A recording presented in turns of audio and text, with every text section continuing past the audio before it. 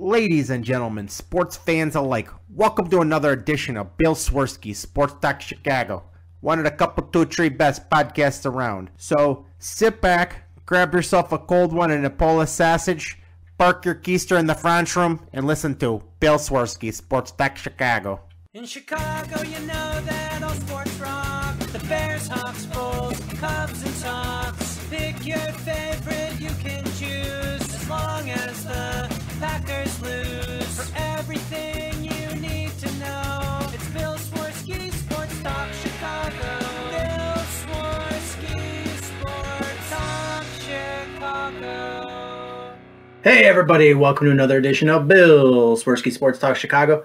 This is your hosts, Alex and Sean. On this episode, we've got Cubs bringing out the brooms, the Bears hitting home runs, and a familiar name making his debut. All this and more on this episode of Bill Swerski Sports Talk Chicago. But first, I'd like to thank our sponsor, the Rockford IceHogs. If you're not familiar with the Rockford IceHogs, they're the AHL minor league affiliate of the Chicago Blackhawks. What does that mean for you? You get to see the stars of tomorrow today at family-friendly, affordable prices. If you are not keeping up with AHL hockey, the IceHogs just knocked the Chicago Wolves out of the playoffs in a thrilling multiple overtime game. So you can check them out in the heat of the run for the championship. Head on over to icehogs.com. Get yourself some tickets, hat, shirt, jersey, and more. Tell them Swerski Sports sent you. Alex, my friend, we just had the draft. How are you feeling? Well, I gotta say, I'm feeling pretty good.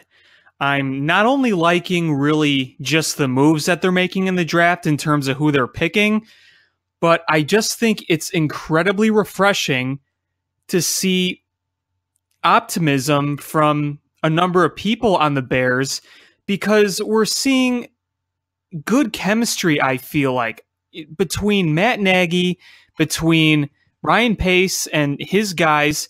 I know it's very early. I know the results have to be coming in as they actually play, but there's a refreshing resurgence here with this Bears team, and I think that while I'm still very cautiously optimistic, there is room for some optimism.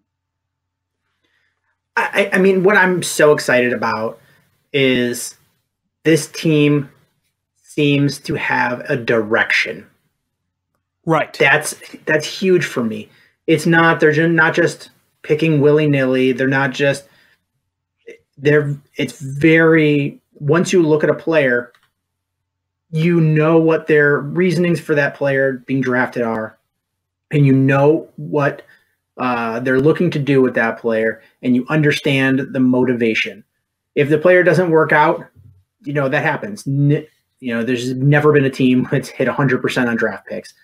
So there's going to be guys that don't work out, but you can see why they drafted guys and what the rationale and the plan that they were laying out in order to start winning football games. Exactly. And direction is the right word to use when I was talking about chemistry, because there's a common goal. And I was thinking about earlier, like how, when Phil Emery was around, you just draft guys to draft guys. And, we saw how that all worked out. But here we are. We have a GM. He's drafting guys that fit his coaching staff. The coaching staff seems optimistic on these guys. Everyone's on the same page. And like you said, when there's one direction, there's just this whole plan in place, and everyone seems to be on board with it, a solidified plan. They're drafting guys that you can say, man, he's perfect for Matt Nagy, or man, he's perfect for Vic Fangio's defense. It's just so refreshing to see that. Absolutely. And it's once you start going down a path with a plan, that's when you start having good results. When you don't just luck into winning in football. You can luck into drafting good players, but if you don't have a good plan in place, you just end up at best, you just spin your wheels, and at worst, you squander talent. And look at Cleveland. Cleveland has drafted plenty of good players, but they just squander all that talent. There's other teams where they just spin their wheels. They draft top talent, and for whatever reason, they don't win football games. So the Bears have a plan, and you're starting to see it come into fruition. Yeah, absolutely. And what's really interesting is you look at it and you say, okay, some of these players are exciting. Other players might be particularly exciting, and we'll get into that when we discuss them. But you say, okay, it's not a sexy pick. It's not an exciting pick, but it's a good pick. It's a pick that's essential to this team.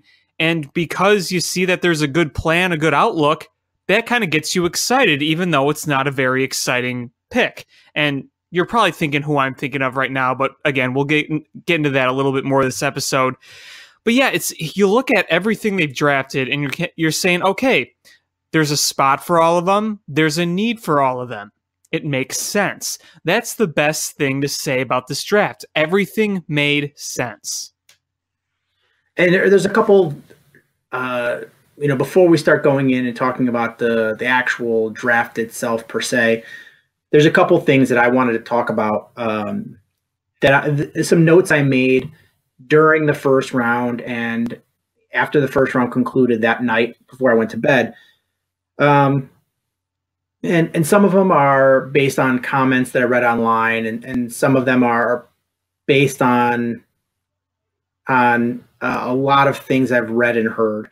But the first one is a lot of people were like, the Bears should trade it back to draft so-and-so and then picked up extra picks.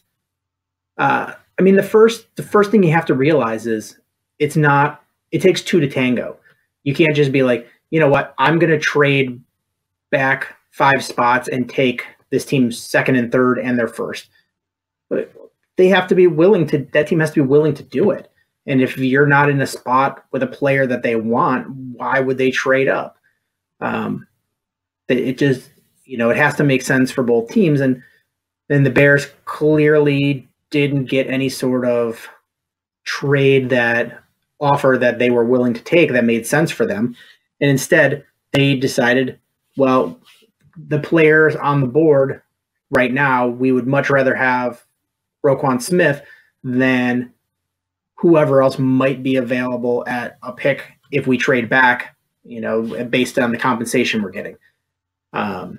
If a team tried to blow them away and was like, to move up 5 spots, we'll give you, a 5-spot later pick plus our second and our second next year, then you're like, oh, well, that's something we can work with because there's still going to be a good player on the board. But it takes 2 to tango, and you can't just say, well, trade back and pick up more picks, because it doesn't always work out like that. And I think the Bears are just very excited about the talent they brought in the first round. Yeah, absolutely. Trading draft picks is not as easy as some people may think it is. There's a lot to it. You got to have guys that are saying, all right, we'll give you what you want, but you're going to have to give us a little more. Draft picks aren't just playing cards that you throw around willy-nilly. That takes a lot of thinking about. So you're absolutely right. It takes 2 to tango. And it's not like you have days and weeks to work out these trades. Like, you're working the calls between trades, and then ultimately the final conversation has to go between, because no team's going to finalize it. Well, I'm not going to, because the Jets clearly did it. Most of the time, teams won't finalize a trade. They may have the framework in place, but they won't finalize it until the pick that they want to trade for is on the clock, because they want to be certain that the player they're trying to trade up to get is still available.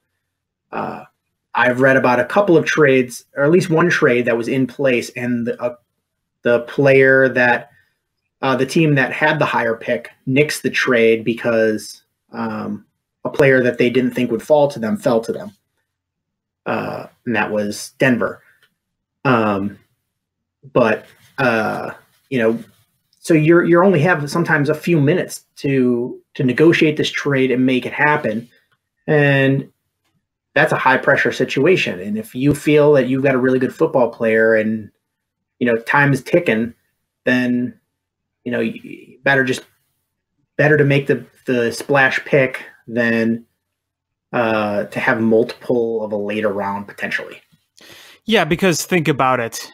You can trade and then depend on somebody being there and they end up not being there, then you could be kind of flustered. And if you don't have a backup plan, you might just be taking willy-nilly. With what the Bears had, yeah, they traded up the one spot, but that was to get somebody they knew they wanted. If you would have done more of that, then there's no guarantees you get what you want. So I think the Bears really kind of thought about their approach, and they were able to execute. So I think doing what they did and staying pat for most of the picks was just fine. And the other thing I wanted to bring up is a lot of people bash Ryan Pace because last year he traded up one spot to get Mitchell Trubisky. And people are saying he got fleeced and that he would have been available at 3. All these things may be true. None of us will ever know what would have happened if the Bears would have stood pat at number 3. Right. None of us would know. But here's my thing is if you identify the guy that you absolutely have to have, you go and take him.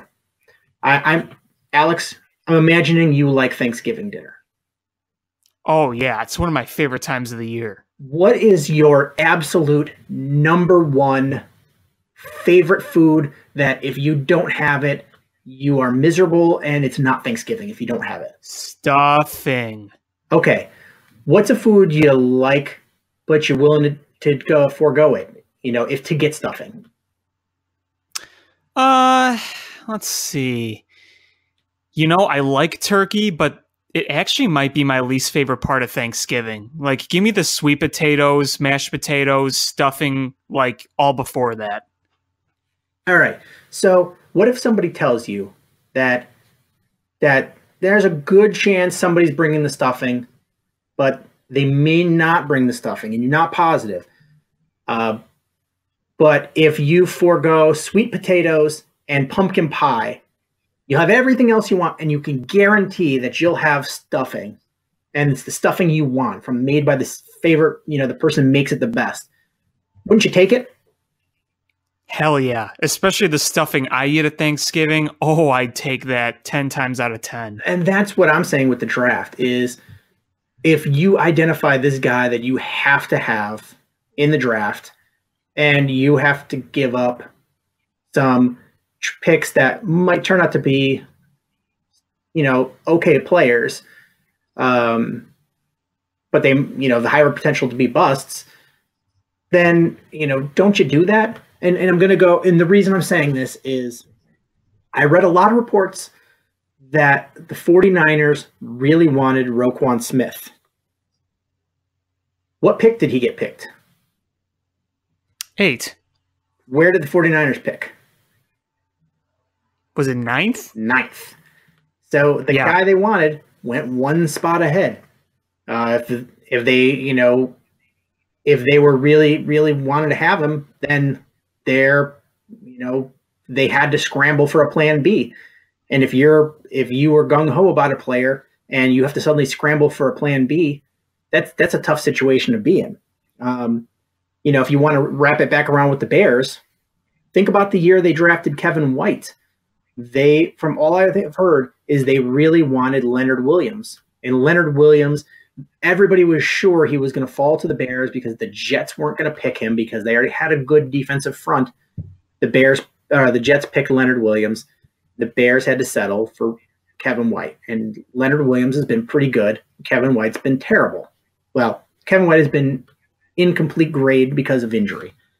Think about there was a year where they were going to draft Aaron Donald, and he went one pick in front of the Bears to the Rams. Wouldn't you be okay trading a 4th-round pick and a 3rd-round pick to get an Aaron Donald? Yeah, I mean, if it fit the team, absolutely. I think one of the things that I'd stress the most, even though to me it was shocking at the time, I was kind of mad at the time, but, that's cooled down since then. I think it has for a lot of people. But the thing that I want to stress now is they were trading for their franchise. This wasn't just some talented player. Mitch Trubisky is the franchise now. He is the most important asset on that team. So you had to do everything to ensure that you got the future that you had planned for it. Yeah, I mean, the Bears identified Mitchell Trubisky as the guy they have to have. They did all kinds of subterfuge to make sure nobody else knew it. John Fox didn't know. There was only like 3 people in the world that knew that that was the Bears guy. And if he would have gone, if they would have stood pat at 3, and maybe the 49ers do take him, but maybe somebody at the last second sneaks up and makes a trade and trades in front of Bears and picks him. We don't know. We don't know what's going to happen. I thought they would have drafted my monkey. That monkey. So you made that pick.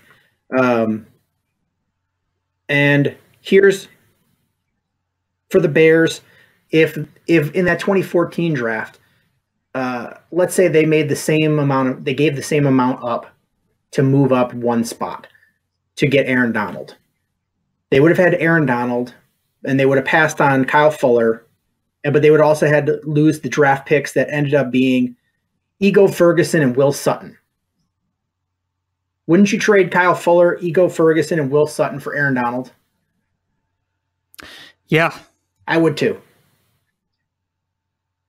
Because Aaron Donald might be the best defensive player in the league. Kyle Fuller's nice, but Aaron Donald is just a monster. And I don't even know if Ego Ferguson and Will Sutton are still in the league. So, it's to say, oh man, these 3rd and 4th round picks are important. Yeah, they are. But, go through the history of 3rd and 4th round picks. There's a lot of guys you never heard of after that draft. Yeah, I mean, I think the biggest thing also for me to remember is, outside of the point I just made, is I'm not sitting here thinking about, what we could have done with those picks. It's like, okay, they were other picks later on. I guess I don't really sit here and think about it. I've just accepted the fact that Mitch Trubisky was their guy and they got him, and he's the one that we're going to build around. So no use looking back at it now, I guess. Yeah, I mean, if Mitch Trubisky turns out to be the guy that Ryan Pace expected him to be, is everybody in the world will say, man, the Bears absolutely robbed the 49ers.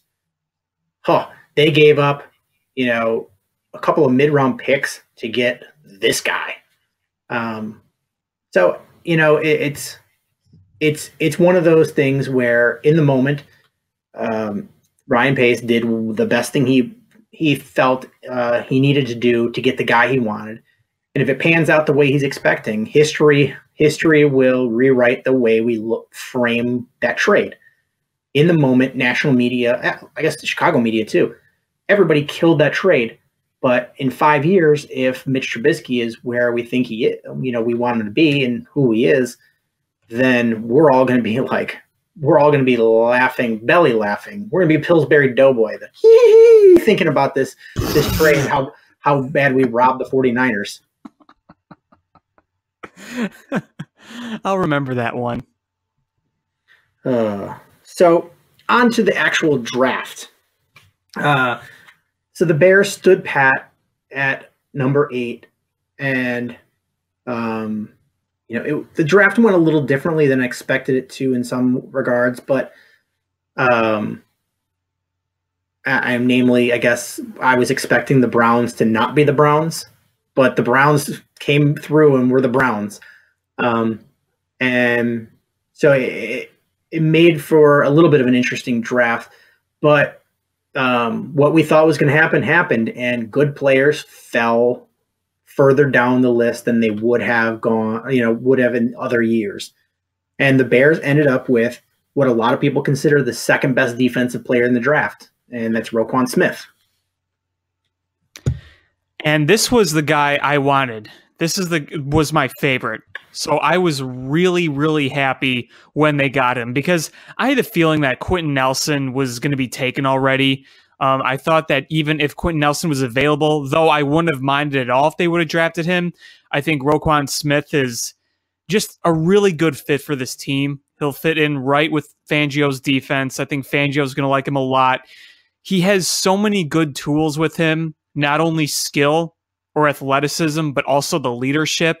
I think that that's going to be something really good to have. It sounds kind of cliche, but the more leaders like that you have on the team, I think it makes for a better team in football, because we've seen there's really been no leadership on the Bears for many years now, and someone with that attitude. I think with a coach like Matt Nagy, having more of those guys is going to be beneficial. So yeah, you can look at the talent and it's really good, but I also think you can look at that as well and take that as another positive. So I'm very happy with this pick. Kevin Butler, who was the place kicker for the Bears when they won the Super Bowl in '85, is now on the coaching staff for Georgia. And I heard him on the radio just talking so glowingly about Roquan Smith. Just talked about how he's absolutely going to continue on the tradition of the great middle linebacker tradition of Chicago, and just raved about him. And what I didn't realize was he did overlap with Leonard Floyd at Georgia, and they were teammates. Yes. So this, I mean, you got to hope that the two of them can continue to the teammateship and help move each other forward. I think that the potential of this linebacking core, when you add Roquan Smith and a healthy Leonard Floyd, I'd say that's pretty dang good. Yeah, I mean, if you add in, a whole healthy linebacking core is, you've got a special talent there. I mean, you still got to figure out that other end position, but we'll talk about that in a little bit. But looking at Roquan Smith, if you guys are not familiar with him or haven't seen him play, he's a little bit undersized. He's 6'1", 236, but he's pretty much the same size as Danny Trevathan. And it's the size that if you look at Vic Fangio's history of linebackers that he's worked well with, they've been a similar size. He was ranked by most people as either the second or the third best defensive player in the draft. I think most would probably have second. I did some scouting on him, and the guy is just absolutely fluid in space, fast, slips blocks, very disciplined, fantastic athlete, great tackler, good instincts. He's able to beat the blockers to get to the ball. He's got a super high football IQ. The only real negatives I had on him is if a play gets away from him on the other side of the field, he gives up on it sometimes. He's a little bit undersized, and if he gets hit with a block square, he gets kind of engulfed by it. But this guy was really good in college, and based on what I saw, and he had a lot of room for improvement, and that's going to translate really well in the NFL. Very, very Brian Urlacher-ish. Yeah, and when you have a guy like Vic Fangio as your coach, I think that he's going to work some more wonders out of him as time goes on, like you said. I also really want to stress that his abilities as a linebacker is really what you're looking for at this stage in the NFL. I mean, traditionally, a long time, it's been the big, giant, burly guys known as linebackers. But, in this day and age, with that kind of speed and athleticism, that's kind of what you want. So, yeah, maybe he's a little undersized. That's probably the biggest knock on him. But with his skill and athleticism, he can still do some really good things. I saw, I can't remember who it was. It was a national media guy. And he said, Roquan Smith is Lance Briggs if Lance Briggs was fast. And we know how good he was. Lance Briggs was a hell of a football player. Even if he was Lance Briggs at Lance Briggs speed, I think we would all be very happy because of the great play he had. So this is a home run pick, and I don't think I could be any happier unless they somehow Bradley Chubb fell to them, which wasn't going to happen. Yeah, that was never going to happen. Because teams were trying to trade up for Bradley Chubb. And so that was. I can't believe the Browns didn't take I know the Browns just Browns that up. Can you imagine? I was listening to that on the radio when I was heading to Infinity War, and then they said that. I'm just like, oh my God, you guys, really? Yeah, I was just, all I could think of was when they came up at 4, I'm like, Myles Garrett with Bradley Chubb, Myles Garrett with Bradley Chubb. And I was like, this is going to be disgusting. I wouldn't want to be, quarterback in that division. Joe Flacco and Ben Roethlisberger are going to get murdered. And then they were like, oh, let's get an undersized cornerback. And you're like, what? And now Denver could not have gotten up there faster. I think John Elway put the pick on a football and fired it in there. Oh God, yeah. He was probably dancing around. Yeah, because you're like, well, we can live with Case Keenum for a year, but like Von Miller with Bradley Chubb. God. I think everyone stopped drooling over Aaron Donald with Ndamukong Suh, and we're like, well, Von Miller and Bradley Chubb. Just think about that. Yeah. Von Miller, Bradley Chubb on the same defense. Just think about that. Yeah, they're going to have a really good defense. If Case Keenum stays healthy and does like anything like he did last year, they'll be back in the playoffs. That's going to be they'll be a force to be reckoned with in the playoffs. Yeah. But then reports came out that the Bears were trying to trade back into the first round.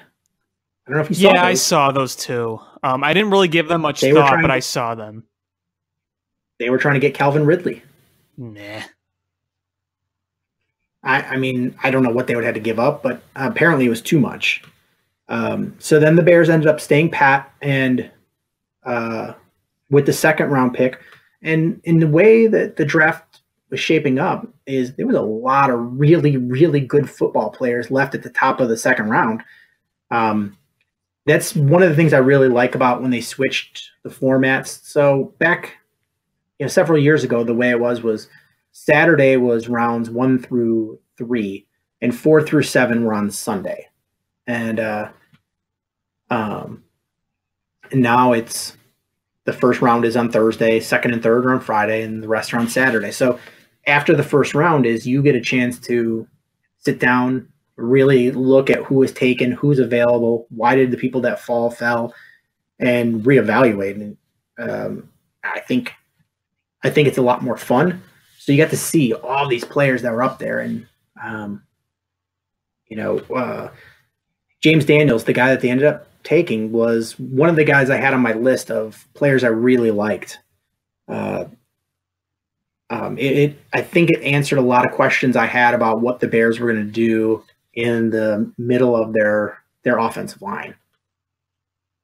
Yeah, absolutely. So James Daniels played center mostly at Iowa. And I watched a bunch of tape on him, and he's a really fluid movement. When you watch him snap the ball and make that first step after the snap, he just looks natural and fluid. For a guy that size, he has elite level of movement ability. His snap to his first step is really top notch. Really good footwork, smart blocking scheme. He doesn't lunge. He stays within his body frame. Technically really sound. The only downside I had on him is he played at a much lower weight than he came into the draft as a player, and that's really common with Iowa linemen. They're very good, but they're a little undersized. So he might struggle to keep up that weight that he's going to need to have on for the NFL. And he's very strong and very good player, but he might struggle with a guy like a Ndamukong Suh that with a bull rush. But I was absolutely certain when they made that pick that it was going to be him at center and they were going to move Cody Whitehair to guard. So when Ryan Pace announced that Daniels is going to be the guard and Cody Whitehair was going to stay at center. The only thing I can think of was just keeping some sort of continuity or not trying to have pressure of having a rookie center. That's kind of what I was, because I've heard Olin Kreutz talk about how adjusting to being an offensive lineman in the NFL is hard enough, but to be a center. But ultimately, I think he's going to be the center and guard. Whitehair is going to be the guard because the only knock you have on Cody Whitehair is sometimes his snaps aren't so good. Yeah. But his blocking is great. Yeah, exactly. So if you can get a guy that's just as good, but much better at snapping the ball, it's going to help your young quarterback, and it's going to keep maintain strength in your offensive line. Yeah, and I'm sure it's something they're going to think about during camp and when they're getting ready for the season. And this is one of those picks where I said it's not the sexiest pick, it's not the most exciting pick, but it's a pick that makes sense. I think that's the best way I'd put it. Yeah, I saw a quote from an unnamed NFC scout, and he said that if Daniel got drafted in his division, he would step right in and be the best center in that division right off the bat as a rookie. So yeah, he had on most people's draft boards, he had a first round grade. So to have him fall, to the Bears in the second round, it's a big win. Yeah, absolutely.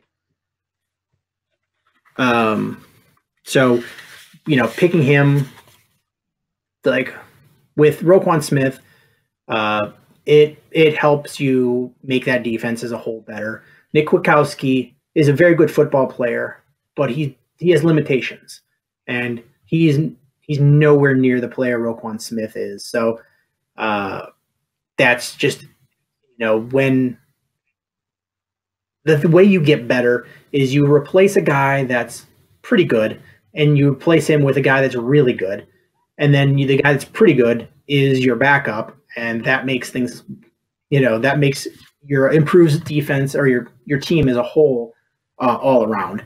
And so that what that pick was. The second round pick was one where it was a value pick, and B, it answered a question that you had because nobody really knew what that center of that offensive line was going to look like. So now you go, all right, well, now we know what it's going to look like. Even if Kyle Long isn't ready to start the season, you've got a couple of guys that are definitely capable backups that can hold it down until he's back, and then everything else should be taken care of. There's going to be minimal question marks about this draft unless somebody unexpected steps up and does a really good job. That's a good problem to have. Yeah, absolutely.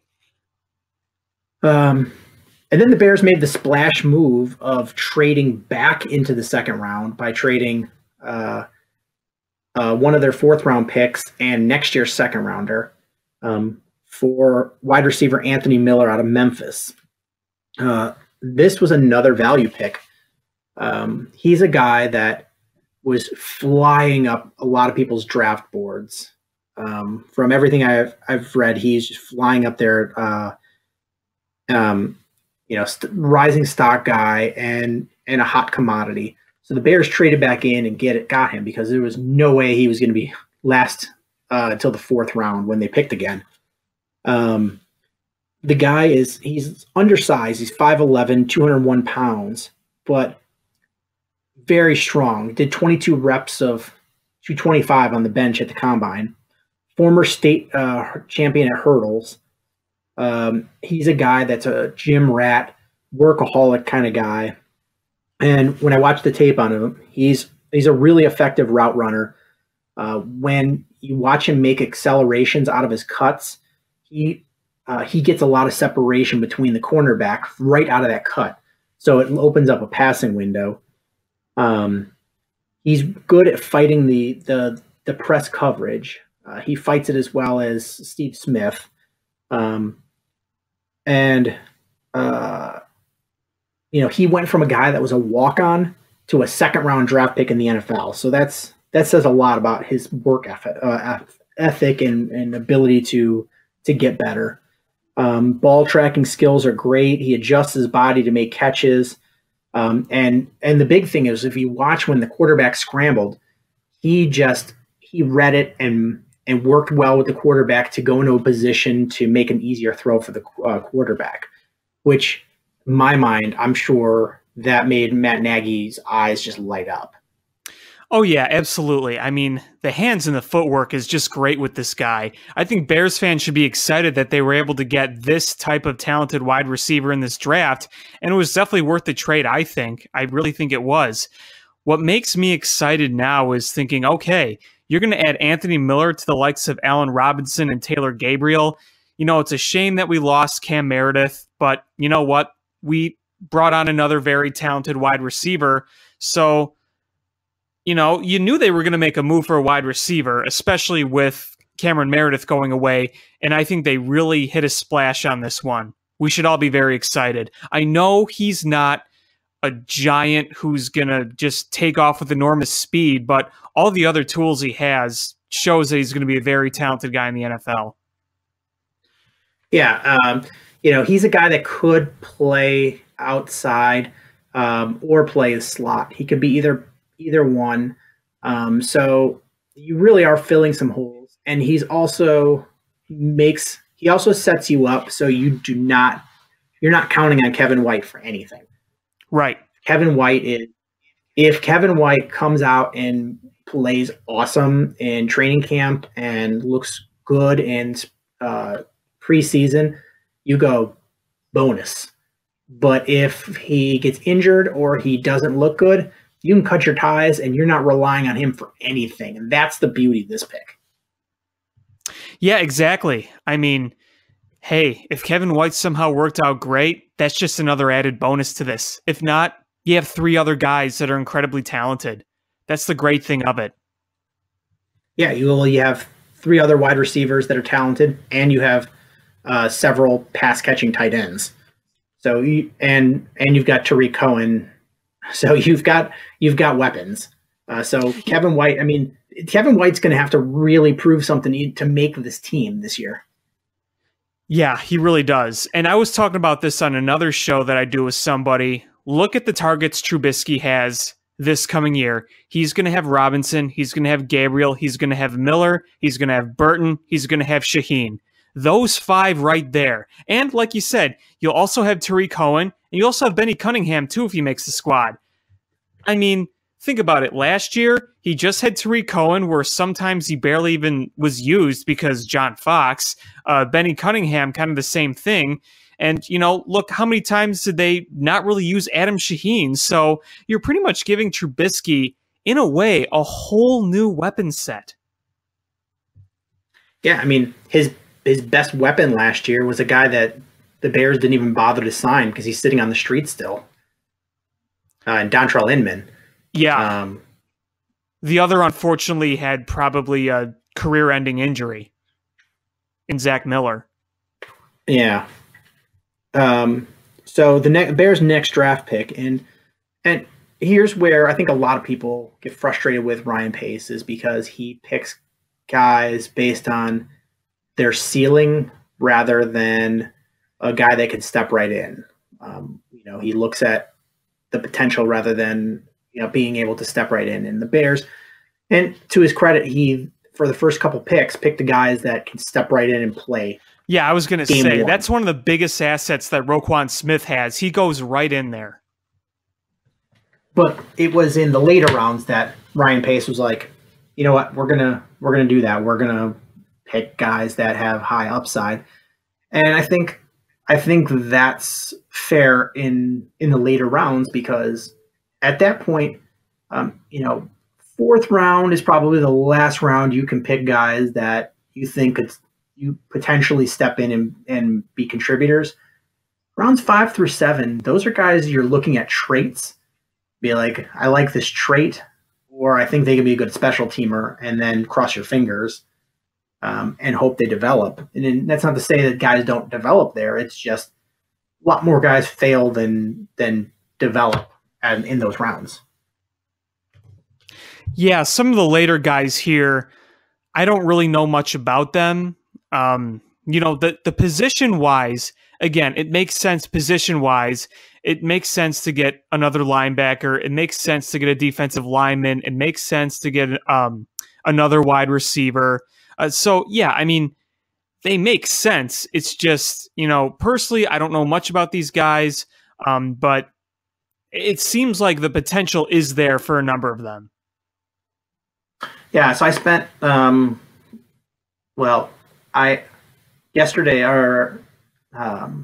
yesterday I ended up going to a late showing of Infinity War.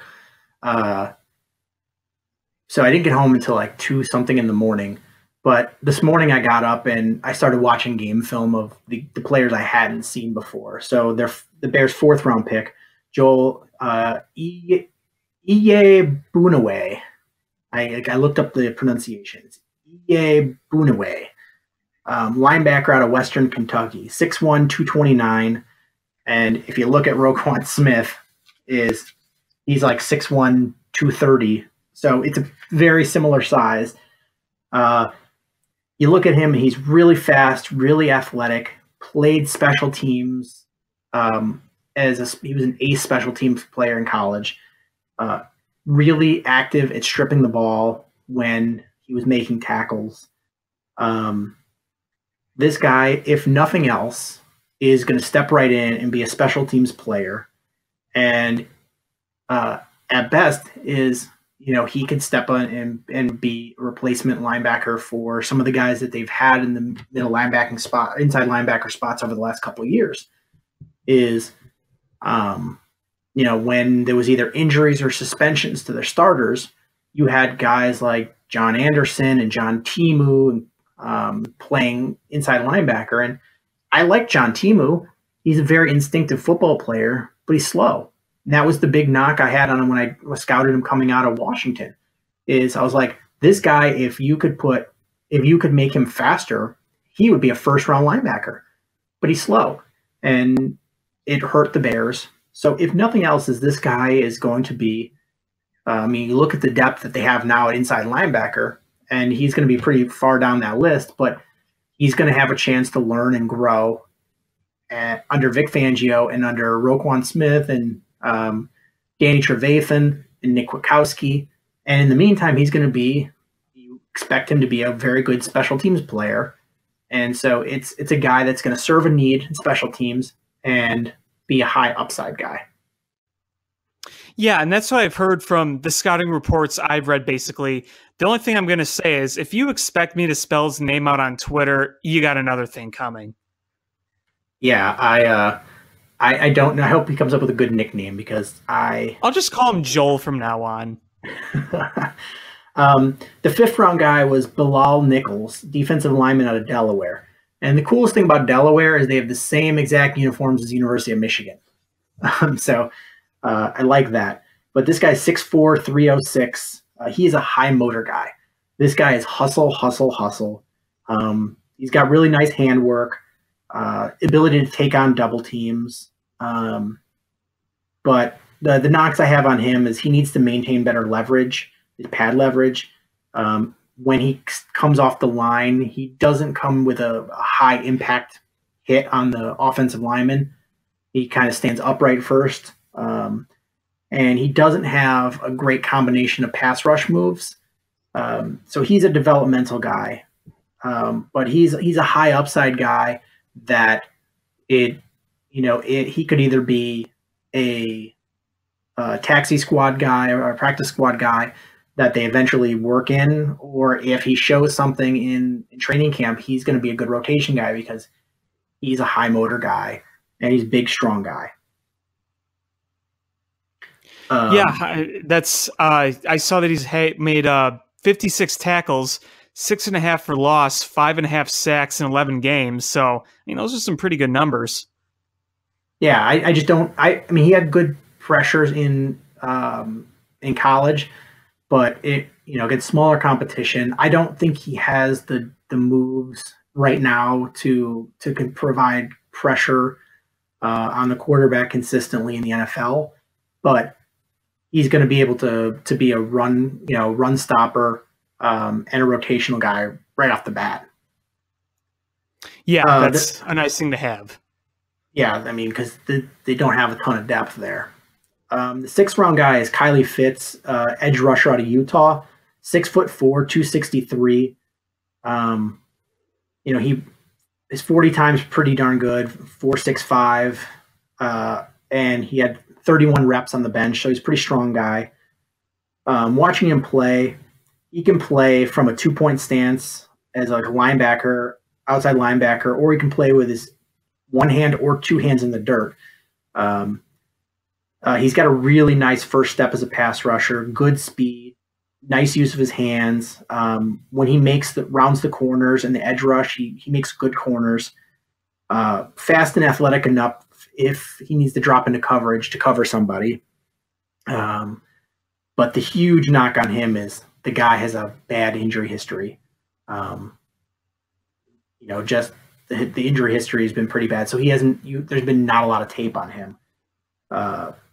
And a little bit, he's going to have to get stronger as play-wise because he doesn't have a power move. It's all finesse moves.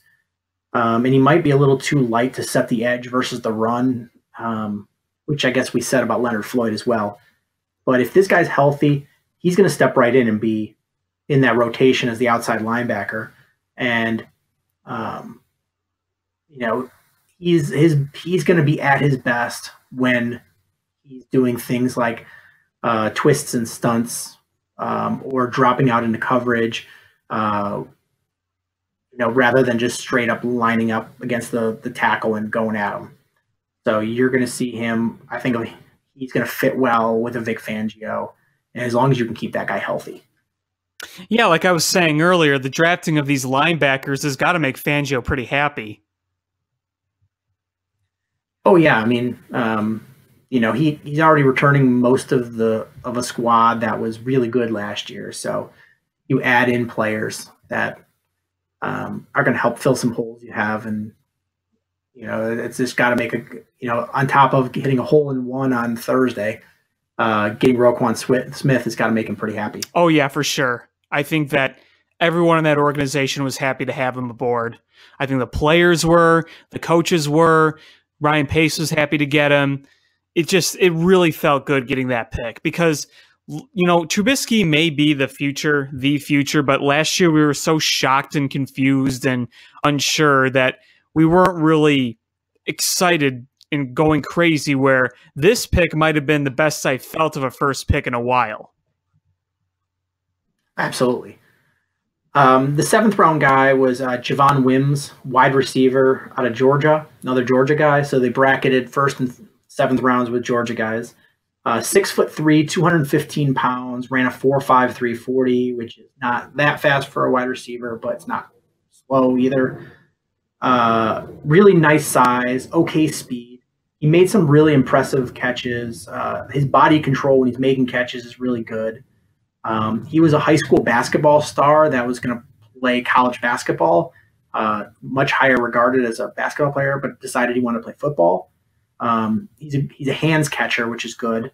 And he used his size really well to box out smaller defensive backs. And most defensive backs are going to be smaller than him because he's 6'3". The big knock on him was trying to get off of press coverage. Needs to improve his strength and his hand fighting to be able to get off of that. But with a 7th round pick, I think you're okay with that. And he really got bumped off his route too easily, and he doesn't have top end speed. I see this guy as a red zone target and as a good complement to some of the other backs. If you look at the other wide receivers and you look at the top 3 receivers the Bears have, and you look at Tariq Cohen, who's a receiving threat, and none of them are giant guys. So this guy is going to be a complement to those, some of the smaller, speedier receivers that the Bears have. So that's where I see his role being. If he makes this team, it's going to be as a complementary wide receiver. Yeah, can't disagree with you there. And then the Bears brought in a lot of undrafted players. And some of them are guys that, you know, they don't really have much of a prayer of making the team, but there's some guys that are actually fairly interesting here. So they signed Niles Morgan, a linebacker out of Notre Dame. He was a guy that at one point was they thought he might be a high round draft pick. He was the team captain this past year at Notre Dame, but the thing was his speed is slow. He's a 4.76 40 guy. But you know, he was the captain of Notre Dame's defense last year. So you bring him in, that's you know, a guy to keep an eye on. Can't hurt to bring him in. They brought in Andrew Trumbetti, who was defensive end from Notre Dame. You don't expect much from him. A guy who I'm really excited about is Michael Joseph, the cornerback out of Dubuque, 6'1", 187. Coming into the draft, there was a lot of talk that he might even creep into the 5th round. And the Bears ended up getting him unsigned. He's a really intriguing guy, really good height and speed. 6'1" and a cornerback is a nice size.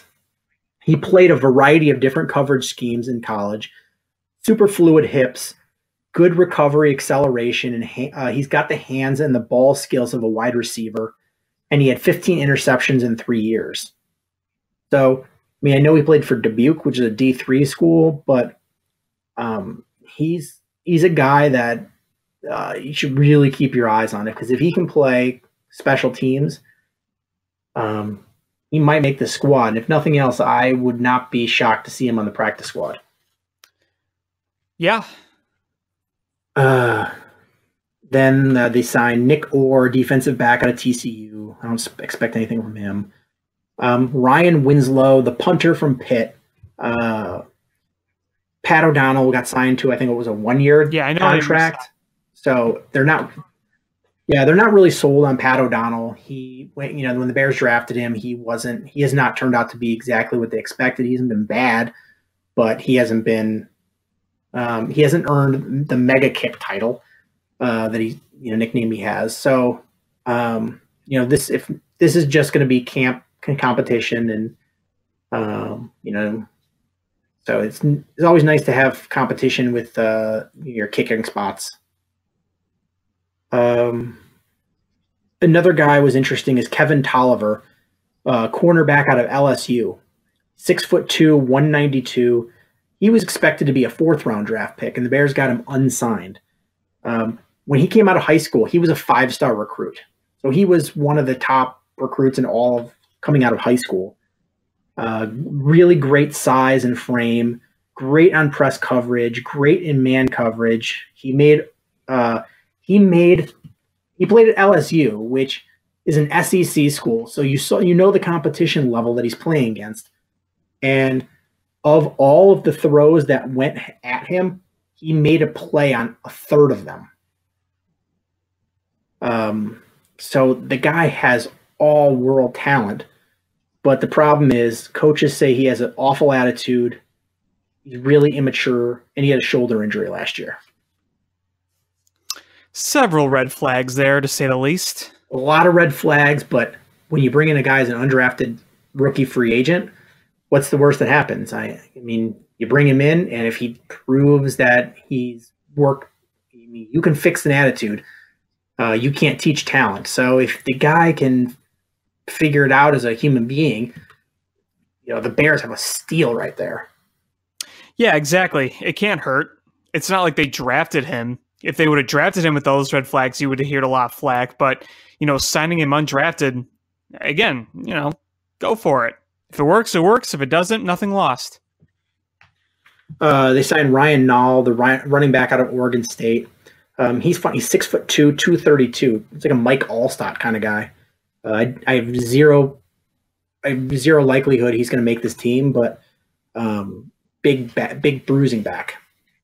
Dejon Allen, offensive lineman out of Hawaii, 6'3", 290. He can. It's funny. He came out of high school as one of the top recruits, and he came out of Compton California, and decided to go to University of Hawaii. And awesome, you probably can't beat that campus. But he has a wrestling background, which is nice to have for an interior offensive lineman, just because of the balance, strength, and core strength and body control you have. Really athletic guy, can play all 5 offensive line positions. He can pull easily. He was another 5-star recruit coming out of high school. Where he excels is during screen passes and being able to block guys in open spaces because of his athleticism. Really good core strength. The knock on him is he has a hard time maintaining 300 pounds. And he's going to have to get a little stronger. And he had a lot of holding penalties. But this is a guy I fully expect them to stash away in the practice squad to be a future contributor. They signed Kevon Walker, defensive lineman out of Maryland. Nothing special there. Bumi Rotimi, a defensive end out of Old Dominion. He's 6'3", 273. Watching him, I don't know what the Bears' plan for him is. He looks more like a 4-3 defensive end, like a traditional defensive end to me. But he doesn't have the edge rushing skills, so maybe they have him try to put on some weight and kick inside a defensive tackle. I don't know. Another interesting guy is Richard Font, the cornerback out of Indiana, 5'10", 179. He was a really good player. He's just really small. So, but the talent's there. They signed quarterback Brian Shore out of James Madison. The only thing I could find why they did that is the guy had a 70% completion rate in college. That's good. Signed Nick Wilson, the running back out of Arizona. Regis Sabisu, a wide receiver out of the University of Montreal. 6'3", 232 pounds. He's built like a 6'3" running back. Interesting guy. Jamil Hornsby, a wide receiver out of a college called Limestone. I could not find anything about that guy. Garrett Johnson, a wide receiver out of Kentucky. Levante Heights, offensive lineman from a college called Shepherd. Couldn't find anything about him. They signed a defensive lineman from Bucknell named Abdullah Anderson, 6'4", 295. I saw a little bit of him. He's a really powerful run-stopping guy. So, you could see him being a backup to Eddie Goldman type guy, possibly. And then there's 3 other guys they signed that I don't see anything happening with. E.J. Norris, an edge rusher out of Shepherd. So they've signed 2 guys from a college called Shepherd that I've never heard of. T.J. McCullum, inside linebacker from Purdue. And Tafon Mainsay, cornerback out of Richmond. So they brought in quite a few undrafted rookies. So, watching the Bears, what they're doing is Ryan Pace has had some pretty decent success with undrafted rookies. Christian Jones, John Timu, Cam Meredith, some of the defensive linemen that they currently have. Like there's guys that he's found. So, bring in as many as you can and sift them out and see what you got. Yeah, I mean, maybe something could come up, something can surprise you, can be effective. We see it happen all the time in football. You never know. But, looking after the draft and after they brought in some undrafted rookies, you sort of sift out where, what your roster is looking like right now and where you still see holes. And in the coming few days, you're going to start to see that next phase of free agency starting, where teams look at what they have and where their needs still are, how much money they still have. So if you look at the Bears, offensive line, suddenly you're feeling much better about wide receiver spots. So I don't expect either one of those positions to get addressed. You already feel good about quarterback and running back. Your inside linebacking core, you're probably pretty thumbs up about. The only spot I can really see that still being a spot of need is outside linebacker. So don't be surprised if the Bears possibly bring back either Willie Young or Lamar Houston. Yeah, I'd be okay with one of those guys. Lamar Houston, when he came back, what was it, last year? It seemed like he played a lot better than his first time around, but then again, that was a really terrible team his first time around. Things didn't really go right. So if you kind of had to bring back one of those guys to anchor the staff for now, I think that'd be okay. I would say so too. I think I like Willie Young better based on his attitude and right. He just fits in better, but that tricep injury scares me. Exactly. When guys get that, that's a reoccurring injury. You get that again. So I would just worry that they would bring him in and think that they have a spot, shored up and have him be injured. And I think that's a worse spot to be in because you think you've filled a hole and suddenly, it pops up again. I mean, I know Lamar Houston's had a lot of injuries as well. But I would not be shocked that they bring either one back, but I would probably lean towards Lamar Houston. Yeah, I mean, that's kind of why I said it, is the injury problem was really one of the scary things, and we're injured enough as it is. I don't think we need to risk that anymore. So I'm excited about this coming season. You see your young quarterback now have you look at the coup that Ryan Pace had as far as bringing in a coaching staff. If you think about it, is when you fire a head coach, you basically fire his whole staff because there's no guarantee that anybody else comes back. And so basically You got your whole, the whole coaching staff of a top 10 defense last year. And you brought in one of the hottest, you got a coach that 5 teams were trying to get, if reports are correct. And you brought in a guy who's a former head coach to be his assistant, helper, consultant in Brad Childress. You've got to be really happy with, and the Harry Hiestand bringing him in as an offensive line coach. You just had a coup as far as, you hit a home run in bringing in a staff. You've got your quarterback of the future, even though Josh Rosen doesn't feels like you made a mistake not drafting him. And you brought in weapons and improved that offensive line, and you still added to the defense. Like, you've got to love what the Bears did. Yeah, I mean, this offseason really was a good one. I think it's probably the most positive offseason I've seen the Bears have. Like, I couldn't tell you when the last time they had an offseason like this where they got guys that they needed. They got young, talented guys. There's optimism throughout the fan base and the front office. Like, it feels great. Now, the results are going to tell us how it truly was. But right now, it feels like a really successful offseason. And I'm still going to reiterate is, I think the window for the Vikings is still open. What's going to close their window is the salary cap. Right. But for right now, that window is still open. They're a good team.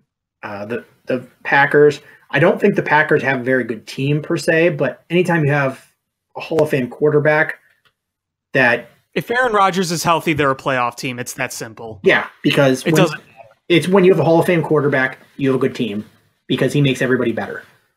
So you expect them to be good.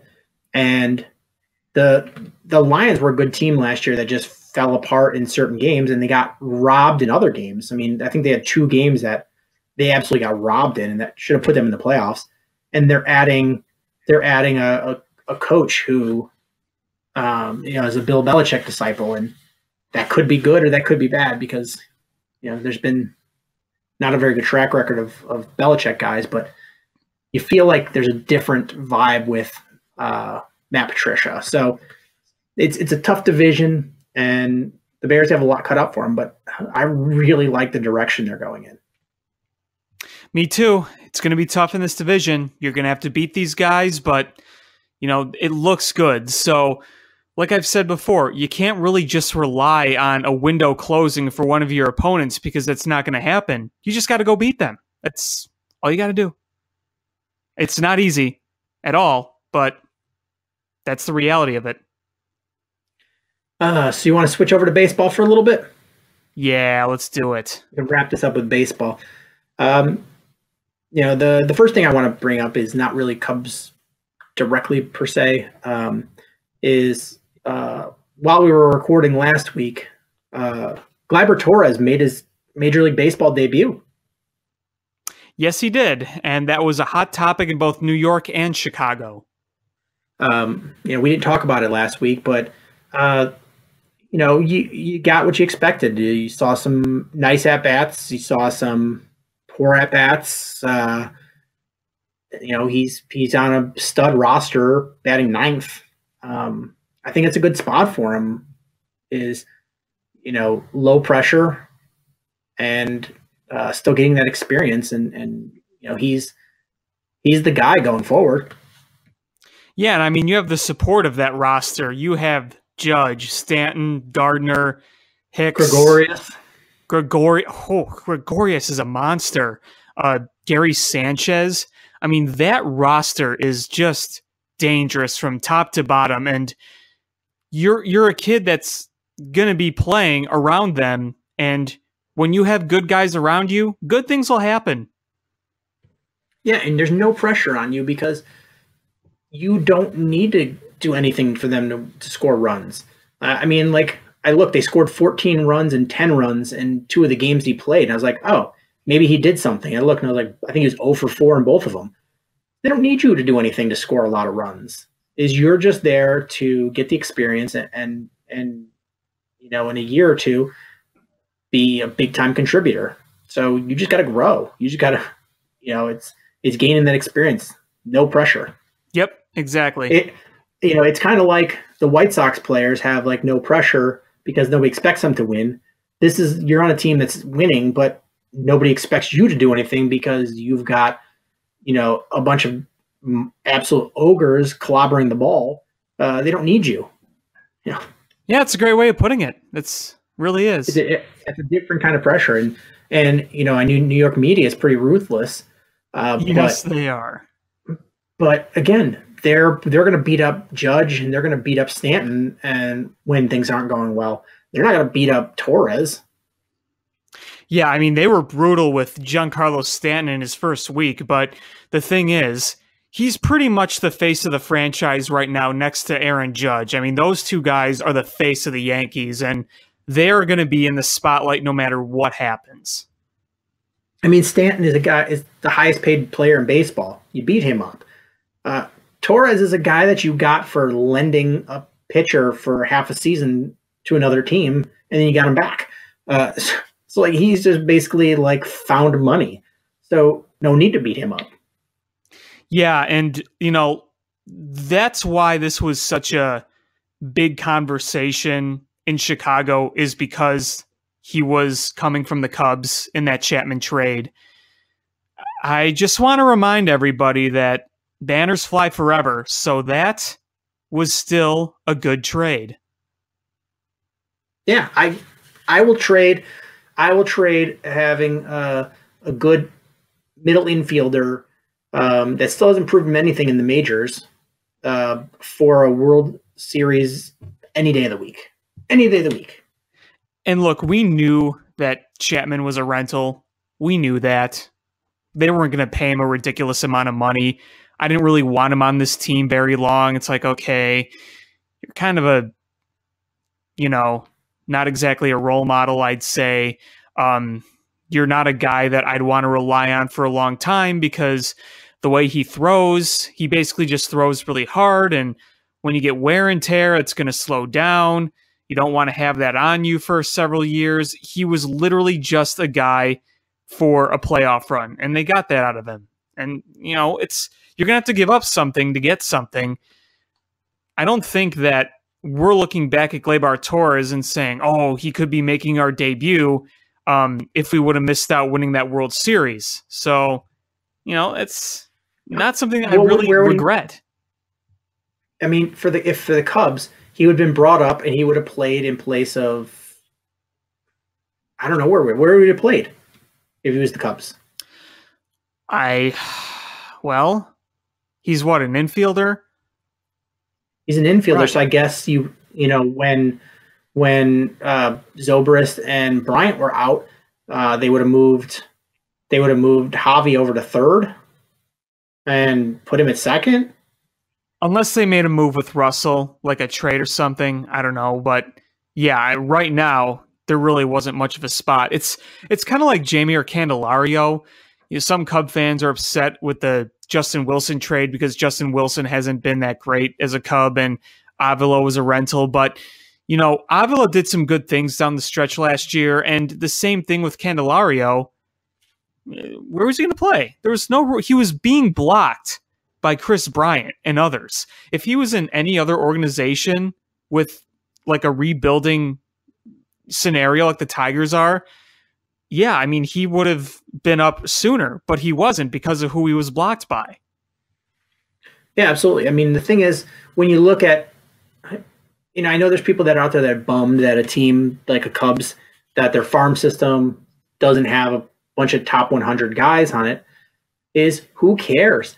Because you've got a Javi Baez, you've got an Addison Russell, you've got a Chris Bryant, you've got a Schwarber, you've got a Happ, you've got an Almora, you've got a Contreras, you've got a Rizzo.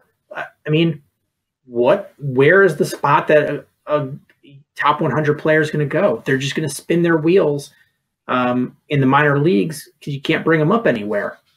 Is that the where you want is if you've got a young team that's competing, you want guys that are several years out so that they're ready to come up and play once you can't afford to pay everybody. Yeah, I mean, this farm system that they had for so long is just in the majors, and they've happened to win a World Series, so, that's fine. Yeah, I mean, would you trade an unknown guy that's really good in the minors for a guy that's, won Rookie of the Year and won an MVP in a World Series and is still in his early 20s? Yeah, I mean, think about it. There's a time for everything. There was a time to have a good farm system. Now's the time to have guys that can help you win right now. You just got to go through what time it is. Yeah, I mean, I think it is. No, I mean, I was about to say that I think maybe fans want something more tangible for giving these guys up. But I'm like, well, we got Jose Quintana for giving a guy up, and still fans are not happy about that. Yeah, I know, but it was the right trade. I think it really was. You have to give up something to get something.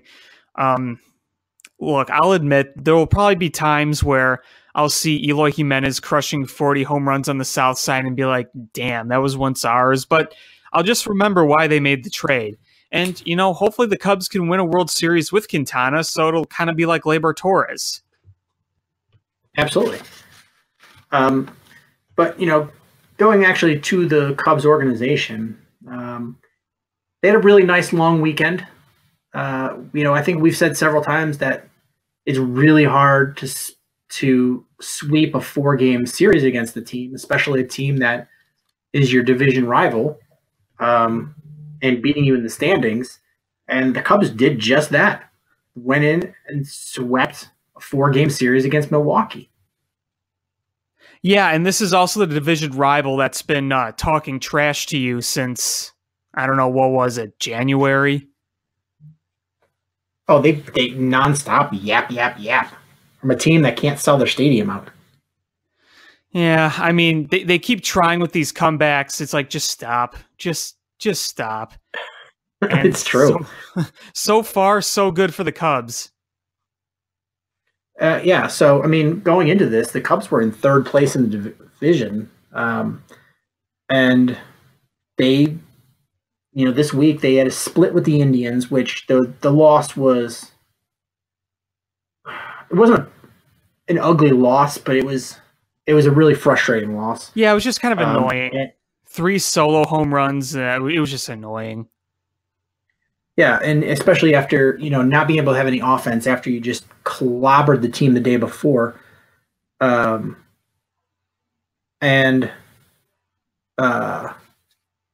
then you come back and you score 1 run. It was an ugly win or ugly loss, in retrospect. And it kind of makes you think that the whole momentum thing is garbage. But then they come back and they play 4 really good games against the Brewers. And I think the Cubs were actually 4th place for a while, weren't they? Yeah, they were. Pittsburgh, Cardinals, Brewers were all ahead of the Cubs. Now the Cubs are just a half game out of first, and the Pirates are coming back to earth pretty hard. Well, they did just sweep the Cardinals. Still, they're 5-5 in their last 10. Yeah, that's true. Like I've said before about the Pirates, they'll be pesky. They got some really good young players, but I don't see them staying in first all season. They'll hit some hard times. It's what you get with a young team. So, yeah, I'm not expecting that to stay around. Looking at this division right now, if the Cubs get hot and they beat their division opponents consistently, Cubs are going to be spraying champagne at the end of the year. I still think they're the best team. Now, Milwaukee is just very strange. Here's the thing. They've beaten the crap out of terrible teams. They swept the Marlins. They're terrible. They swept the Royals, who might be the worst team I've ever seen. And they won like 2 or 3 from the Reds, and they're about to play the Reds again. The Reds are god-awful, too. So, they're beating those guys, but they haven't been able to really beat their division much outside of the Reds. I still think they are a pretty talented team, but you can't convince me that they're better than the Cubs going down the stretch. And the Cardinals are just very inconsistent. Sometimes they look great, sometimes they look terrible. So it's going to be an interesting battle. I think it's going to be a close battle between those 3 teams for the season, but seeing series like this where they're able to beat them, that's a good sign so far. The Pirates are a team that just I like some of the things they're doing, and they've played well up to this point, overall for the season. But I keep telling people, would you rather trade trade rosters and have the record that the Pirates have, or be where the Cubs are and keep their lineup? And 10 times out of 10, you're going to say keep the Cubs, team and be several games early in the season behind the Pirates. I don't think anybody that's sane would say the otherwise. Yeah, no, definitely. And so, you're right. They have some nice players, but the thing is, you can win without having superstars, but having a superstar player, what that does most of the time is they don't have the big ups and downs that other players will have. They're a little more even keeled on things. And when they are hot, they change the outcomes of games. And the Pirates don't have somebody like that. You're going to have some slumps there, and they're going to be worse than a slump that the Cubs will go through, because the Cubs have a guy like Rizzo and a guy like Bryant and a guy like Baez that can all change outcomes of games. Yeah, exactly. You compare the Cubs to the Cardinals, and, this isn't going to determine who's going to win, because the Cardinals are the Cardinals. They find ways to do things, but just looking at them on paper right now, the Cardinals have good players, the Cubs have star players, and kind of to your point of what you just said, these Cubs have proven to do pretty much anything. This Cardinals team is very different than the teams of the past that won World Series and went to championship series and, at least winning pennants. A lot of those guys are gone. All that's really left is the corpse of Yachty and Wainwright. And when you think about it, most of those teams are gone. So they have some good players. They have Marcell Ozuna. Some of their young pitchers look really promising. They have some really live arms, but it's just not the same as they were a few years ago. So that gives you reason to think that the Cubs, once again, could finish above the Cardinals. I fully expect that. The Cardinals are a team that just outkick their coverage. It's like that average-looking guy, but somehow he has a hot girlfriend. You're like, wow, Yeah. how does that happen? So true. It eventually catches up because then she realizes, oh, I'm dating a guy that drives an IROC Z in 2018. Ugh. And so it's all going to catch up. The Cardinals are going to fall back because they're going to start struggling because they don't have the old players they do have are, once the grind of the season starts hitting, they're not gonna be able to maintain like they did when they were younger. And Yachty's a Hall of Fame catcher. I'm not gonna ever talk bad about him. He's very banged up. He's old, and your body just he plays a position that you get really banged up. He's old, and the one opponent you're never gonna beat is Father Time. So I expect the Cardinals to fall back. I expect the Pirates to fall back. The Brewers are a team that they don't have superstars per se, but they've got enough good players to maintain afloat. And I have a feeling that it's going to come down to Brewers Cubs as 1-2 again in the division, with the Cubs winning. I'm not that concerned, even though there are some good teams in this division. Yeah, I'm still pretty confident in the Cubs right now. Like I said, I think it's going to be a closer race than it has been in years past.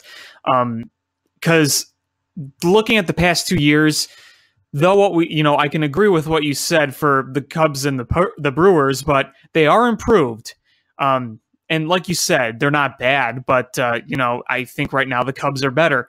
I'm looking at the Cardinals roster right now, and yeah, Yachty right now, he's got 6 home runs, but batting .258 and .275 on base. He's getting older. The one guy that I got to say that I'm pretty scared of is Jose Martinez. He's really good. I don't know if you've seen him, but 306, 384, 874 OPS. He's really good. Colton Wong, man, Paul DeYoung looks like he's going to be pretty good. I think he leads the team in home runs. Matt Carpenter is getting old. Marcell Ozuna is a really good player. Tommy Pham came out of nowhere and is a good player. Former Cub Dexter Fowler, boys, he's struggling badly, but I think he'll pick it up. So yeah, I'm looking at that team and thinking, it's a good team, but I don't see them being better than the Cubs. And the Brewers, here's the thing about the Brewers. They're a very top-heavy lineup. The bottom of the lineup is not very good at all. You saw that in the series. You're having like Eric Sogard and Jonathan Villar bat at the bottom. About Paul DeYoung. So the last job I had to visit a lot of the Chicago area pharmaceutical companies on a daily basis. And I got to know the people that work the security at the front desks really well from being there every day. And one of the big pharmaceutical companies in the Chicagoland area, the front desk guy in the afternoon, he was like the afternoon and evening, like nighttime guy, because it was a 24-hour building. I got to know him pretty well because we would talk sports a lot. And he's really, really good friends with Paul DeYoung's family. So he said he's known him his whole life. He said he took all of his vacation time, or most of his vacation time for the past year, traveling to see him play in the minors. And he's like, I always keep some of his cards on me. Here's one of his baseball cards. I didn't even know anything about him at that point, but it's funny now because I still got the card, and he just hyped that kid up, and I guess he was right. A lot of times when people are hyping up a kid they know, you're like, oh god. But this was one that worked out, so it's kind of neat. But kicking it back to the Cubs, is the big difference is between the Cubs and the rest of the team in the division is right now the Cubs are a half game out of first, and they've played like hot garbage this season. Who the Cubs? Yeah, for the most part, are you happy with the way they've played this season as a whole? Well, okay, so interesting you brought that up. The past 2 weeks, I've been very happy. The first few weeks, no, because if we go back to the start of that game, that comeback game against the Braves, they're 9-3, including that game. So the past 2 weeks, I think they've been playing more like what we expect them to. Yeah, but the first few weeks were definitely a letdown. Not, terrible, but a letdown. I mean, I think part of the big letdown is where, I mean, they weren't hitting, they were pitching poorly, and they were doing so against, they weren't doing so against like the Dodgers or teams that you really expected to be good. You were struggling against the Marlins and the Reds, against the Braves. You got your ass handed to you by the Pirates. So, as a whole in the season, you're right. Like, the last week or two, they've played really well, but on a whole as a season, they have not been up to our expectations. And I would say most people would agree on that, but they're still a half game out of first. And the big difference now is you're starting to see the pitching look like the pitching we're supposed to have. Yeah, I think that was one of the most disappointing things was the pitching wasn't doing exactly what we thought it would early on, the starting pitching. But I hate to be the excuse maker. I really do. But I'm sorry. Some of those games they played in, the weather was so bad. I don't know how you could go out there, pitch, and grip a ball like that. They've had to play in horrific weather, whether it was in Colorado or at Wrigley Field. It wasn't the source of everything because you can't use that as an excuse in Miami. They just I think they just played down to their competition in Miami. I mean, that's no other way I'm going to put it. But in some of those other places, I think some of the pitching did kind of suffer from that. But yeah, the hitting was another one that was kind of disappointing. I'll give it that. Now, it's interesting because despite how good the hitting has looked the past few weeks, the hitting didn't really look all that great against Milwaukee, but the pitching was so good, they were able to win those games. You know what? Their hitting for the last, for a while now, they don't really hit that well against the Brewers. No, they don't. So I wasn't expecting them to really clobber it, especially when Chris Bryant wasn't in the lineup and when the wind was howling in at like 40 miles an hour. So the wind's in. Bryant missed most of the games. Rizzo's not hitting. It's adding up to not scoring a lot of runs, and it's still. It's still pretty cold outside. But I don't like to use the excuses of weather because both teams played in it. But regardless of why the Cubs were losing, they're winning now. They're starting to win. And right. Joe Madden, I believe he actually used the number. You don't even start looking at the team until the 25-game mark. And today was the 25th game mark. So now he's saying this is where you start looking at traits of what you see from the team, and we're liking most of the traits, at least with the pitching staff.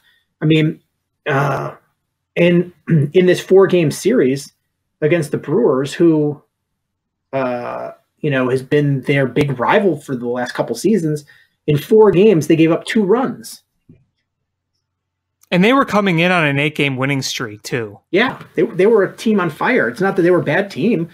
The first game the Cubs won 1-0. Hendricks came in there and just looked great.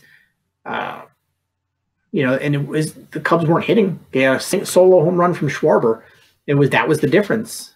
Earlier in the season, if you said the Cubs' only run is going to be on a Schwarber solo home run, you're going to be like, oh man, the Cubs probably lost 12-1. And they won 1-0. That bullpen came in, held strong. You got 7 strong innings from Hendricks. And I think that was the Cubs were the last team in all of baseball to have a starting pitcher go 7 innings. Yes, they were. Because I think the first time they even got a starting pitcher to the 7th inning, even though he didn't record an out, that was Tyler Chatwood in Cleveland. That's how long it took. Yeah. in the second game against the Brewers, Darvish came out and looked great. And, I think he got a, if you looked at the way he pitched and then you looked at the meltdowns he had, I mean, I'm chalking that up a little bit to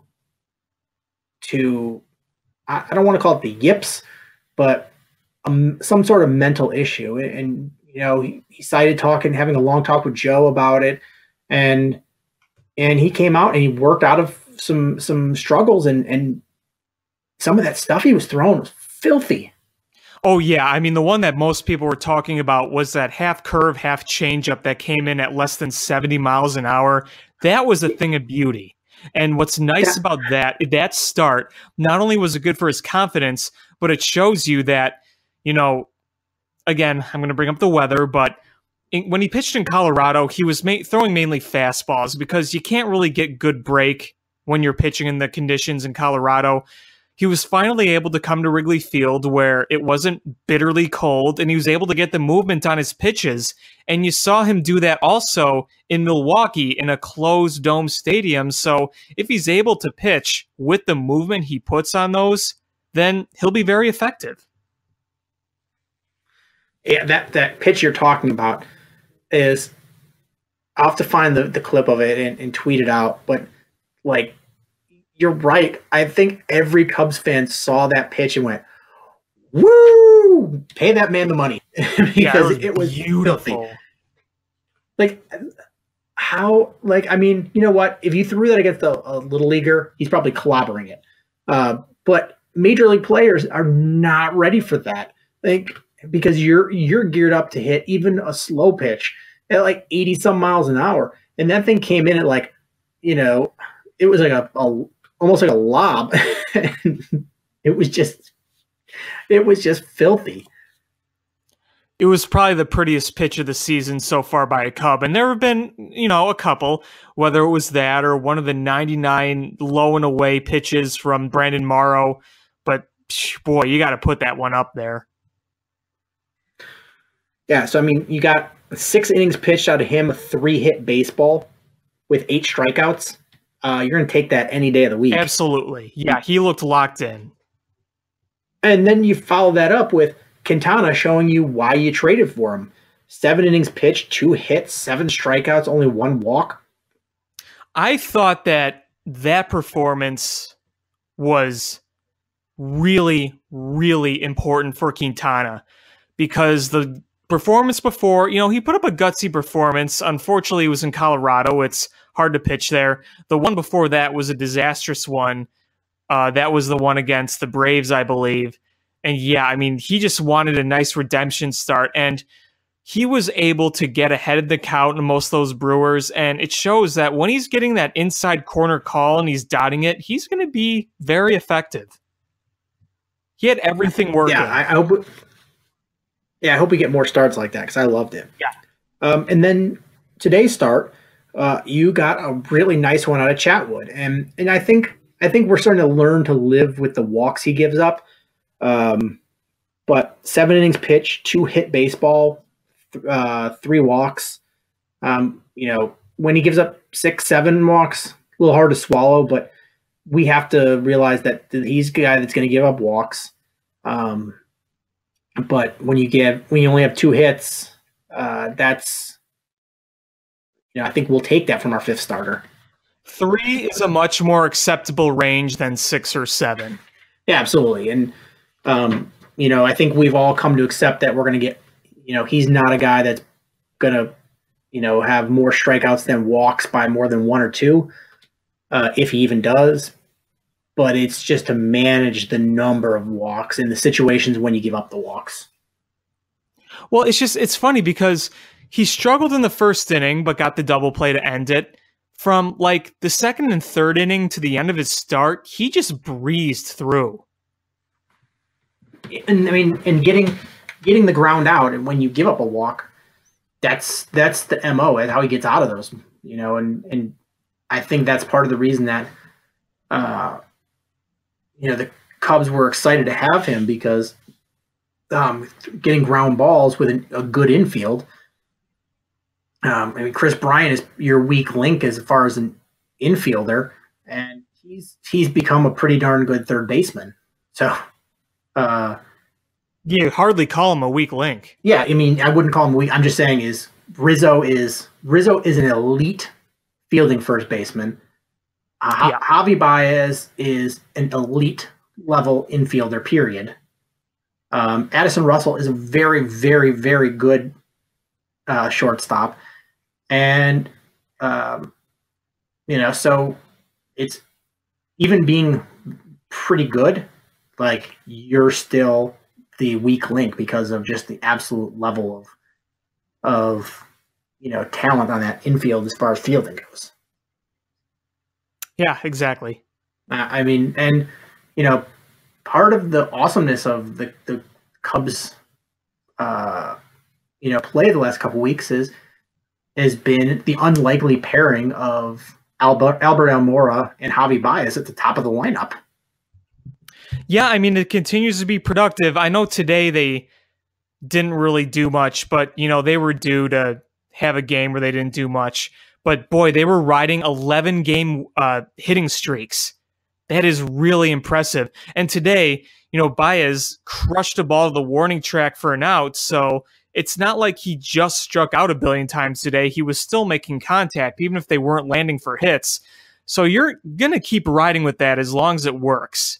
And it's been probably the funnest 1-2 punch we've seen, even though the sample size is very short. I mean, they're both guys that they're not high on base percentage guys, but they're, Almora is a high average guy, but you don't see, where he has a much higher on base percentage than his batting average. And Baez has really worked on taking those just dreadful pitches that everybody would throw to him with 2 strikes that he would just strike out on. And they're forcing them to pitch, around the strike zone. And he's a guy that can make contact with those, and that's what he's doing. I know. You look at the at-bats this year, and you're like, wow. There are some pitches that you see being thrown that he lays off that you absolutely knew he would have swung at, even just last year. Like, there's a big difference. Hopefully it stays that way. Sometimes when you get into a slump, you kind of press. And if he gets into a slump, I could see him kind of pressing with those pitches. So you hope that he stays consistent. But, so far, you got to love what you're seeing.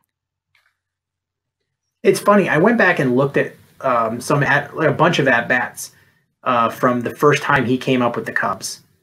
Oh, and bad. And you're like, wow, night and day difference. I mean, night and day difference. When he first came up, I think we all remember how bad Sammy Sosa was at the end of his career, right? Oh yeah, he was bad, and I'll bring that up a little more in a second. But Javi Baez was swinging at worse pitches than Sammy was, and Sammy swung at anything that was 6 feet high or more. And Javi Baez, if you got him to 2 strikes, you knew it was a K because you were just going to throw him something crazy, and he was just swinging. The minute you got a 2-second strike, you did whatever the pitch was next. He was swinging at it. Yeah. And to see what he does now, it's you're like, what strides this kid has made. Yeah. Here's the numbers for you. If you're keeping track at home, and again, keep in mind that we're only 24 games in for Baez. He's played in 24 games. This is a small sample size. I get that. But just for fun, listen to this. 2014, his first stint in the big leagues, /169, 227, 324, a K rate of 41.5%. Flash forward to 2018, 304, 360, 685, 21% K. Now, keep in mind, these probably aren't updated after today's game, but since it was just one game, whether it was updated or not, it's still going to be around there. So, yeah, right now, it's night and day. The base on balls is never going to be elite. It's not.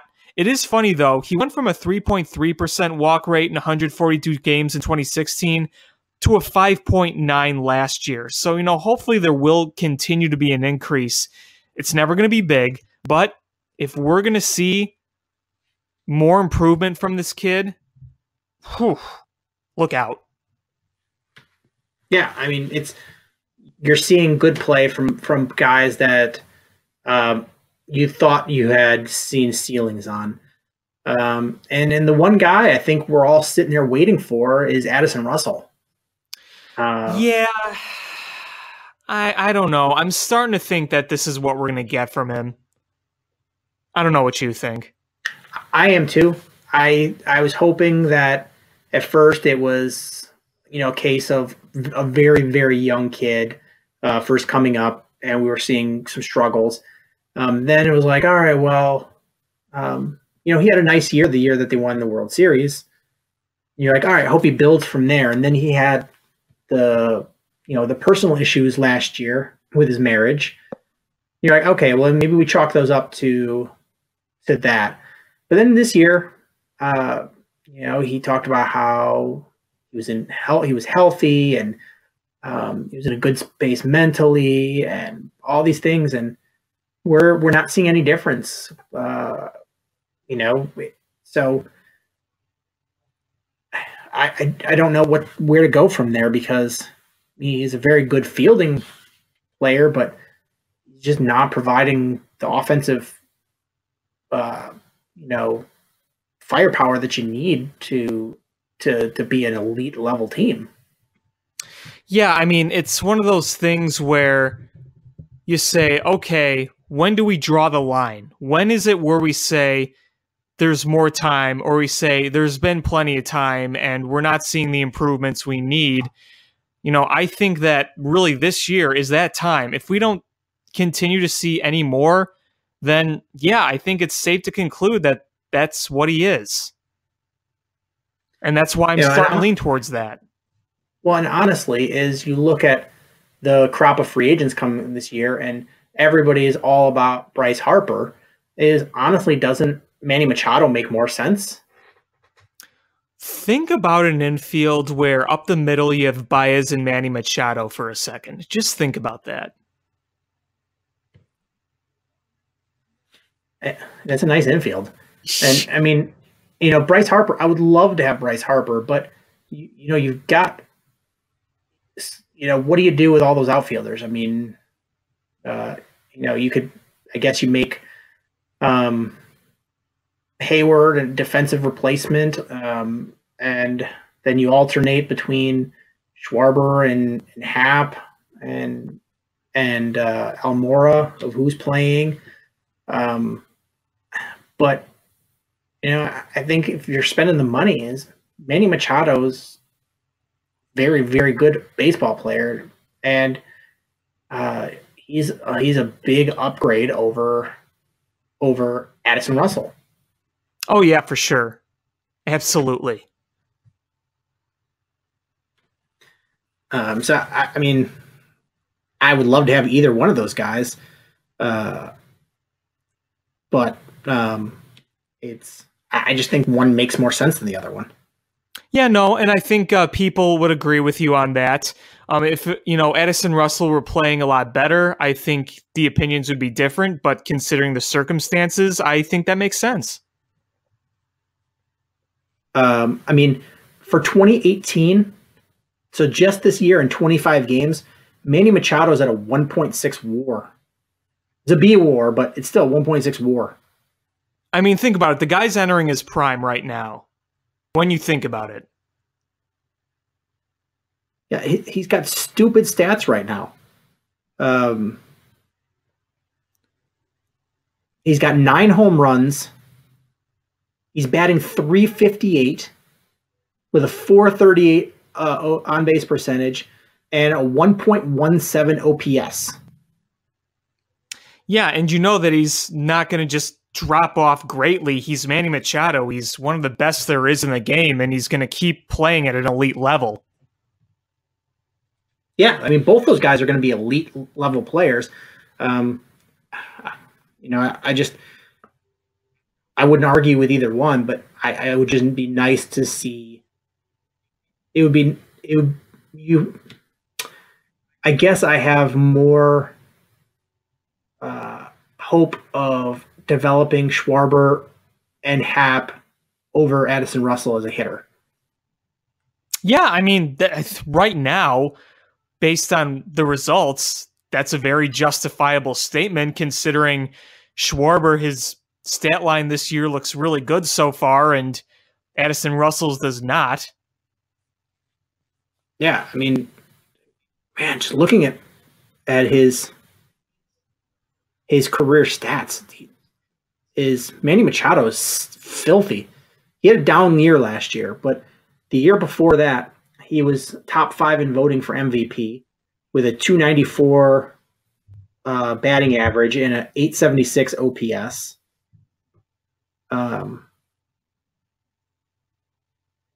Yeah, so his last three... The kid out of this world good. Yeah, the last 3 seasons, he had 33 home runs, 37 home runs, 35 home runs. I don't care if RBIs are an antiquated stat. He put these RBI numbers up with the Orioles. 95, 96, 86. It's a lot of RBIs for not a good team. Yeah, RBIs I'm not really worried about, but I get what you're saying.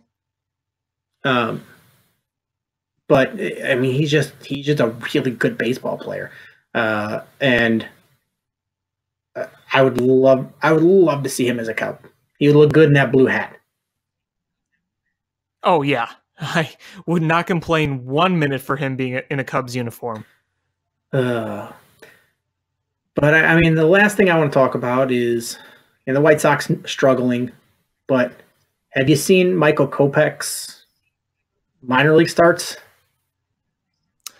Yeah, I've seen the stat lines, and I would assume that he's going to be called up very, very soon because I think he's clearly showing that he's ready to be tested in the big show. I mean, I don't know what else he has to prove. I'm not a scout, I'm not an expert, but just looking at the numbers, I'd say he's justifying a call-up within, I don't know, a month or two. I mean, even if he struggles coming up, I mean, he's earned the right to come up. And he can't be any worse than James Shields, right? No, of course not. He's much more exciting than James Shields, that's for sure. I mean, just imagine you bring him up, and that first start is just imagine what that fan base is gonna be like in the attendance at that game, and the energy is, you're seeing Moncada looks really good. You're watching him, and you're like, man, this guy is who we thought he was. You're seeing that start, of course they're downs, but you're seeing the electric play that he has. You're seeing some of the young guys look good. And if you can bring up that stud pitcher that's supposed to be the anchor of your rotation, and you bring him up, it's going to have a fan base excited about a team that's really struggling. And that's really un-White Sox-like, is typically White Sox fans wait until a team is they're sure the team is good before they start coming out and being excited. And then once there's a dip in it, then they are, whoa, and then they don't show the support. But I think that if you show that Michael Kopech and, with some of these other players around him, you're going to have an excited fan base that's genuinely excited, looking forward. Oh yeah, they'll watch. Yeah, they'll pay close attention to that. I think they realize what a rebuild can do. They realize the talents that these young kids have, and they're going to be there to watch that for sure. Early on, I'm sure guys don't want to go out and watch Adam Engel and James Shields and Miguel Gonzalez or Dylan Covey, but when you have some of your other guys like Kopech coming up, then, oh God, yeah, guys will be flocking to see that. It'll be really exciting for the fan base to see what those guys can do, even if the games don't matter. We saw the same thing with the Cubs. We got excited for Jorge Soler and Javier Baez bombs, even if they were losing 10-0. Yeah, and some of those guys that you get excited about during the rebuild don't pan out. Look at Jorge Soler. I think everybody, when they signed him, they were like, look at the potential he has and how young he is, and just never panned out. And you're going to see that with Yeah, unfortunately, his thing was the injury problems. Well, injuries, and he just I don't think he ever put the work in he needed to do. Yeah. And I like Jorge Soler, I really do, and but he just never materialized. I mean, the best thing he ever did was bring us Wade Davis. That in the 2015 postseason, I don't know if you remember, but he was unreal that postseason. Oh, yeah, I forgot about that. How quickly you forget. I mean, he was unreal. I got to pull up those stats because he was a monster. Him and Schwarber were the ones that really were consistent carrying that team.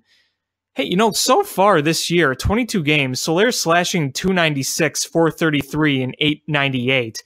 He's off to a good start. I hope it keeps up for him because last year in 35 games, 144 average, 2016 just 238.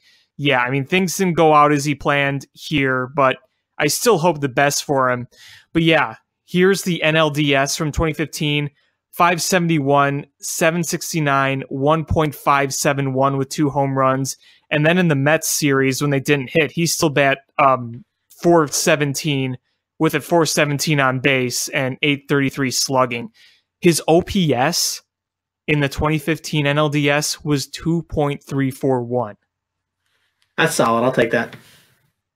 Yeah, no kidding. Yeah, I'm never going to be mad at Soler. I'm always gonna like him. I just don't know what you're gonna end up getting with him for a career. Right. And you're gonna have guys that just don't pan out to what you thought they were. And the White Sox are gonna see that. There's gonna be guys that flash some stuff and don't, you never materialize into what you expected. But there's gonna be other guys that come through with flying colors, and as a fan, that's got to be exciting to just be part of that from the ground up. Yeah, and I mean, it's kind of fun. Let's say you're a White Sox fan and they're contending again, and you're looking back at how it all began and you saw the whole process. That's a fun thing to do. It's, it's a different situation, but I just think when I was a little boy is when I first started understanding football and watching football was like the 84 Bears season when they were good. And then the 85 season is when got full into it. And but it was I never got to experience how they got there or the pain of being bad. So honestly, the next Super Bowl they win is going to be probably more satisfying to me than the 85 because that was sort of handed to me on a silver platter just based on timing of when I was born and when I started watching football. And I think that's going to be like with White Sox is they're going to, they're going to watch this team be built from the ground up, from absolute rubble. They're going to watch the building that was there be torn down, the old rotted building, get rid of it, sell all the copper that's in the building for a lot of money, and grade it out and then start building. And that's such a satisfying, cool thing. And I'm excited for White Sox fans to see that. Yeah, absolutely. We saw it with the Cubs. We saw it with the Blackhawks. Hopefully we're seeing with the Bears. Hopefully we'll see it with the Bulls. So yeah, I mean, it is a very exciting time. And, we've said it before. It's really good for the city of Chicago when both teams are performing well. It's just a lot of fun. And, we're hoping to get that fun back again. Yep, I fully agree. Is there anything else you wanted to talk about? No, I think I've said my piece tonight. All right. Well, I think it was a good show. I want to thank everybody so much for listening. Please make sure you subscribe however you listen to podcasts, whether that's iTunes, Stitcher, YouTube, the TuneIn app. Share with your friends. Again, thank you so much for listening. Hit us up on social media at ShyFanPat1. At Swerski Sports, Facebook.com/Swerski Sports, SwerskiSports.com. And until next time, bear down. Cubs win! What a lucky break! The good Lord wants the Cubs to win! We thank Ditka and God for all they have provided. Cubs win! Cubs win! Cubs win! Oh, I don't want on her, you can have her, she's a Packer fan. She can't fit in my van, and she looks like Remember, New Yorkers, smoking crack is not legal on the plains. Bears 31 to -7. The Bears. Oh, when the Bears go bearing down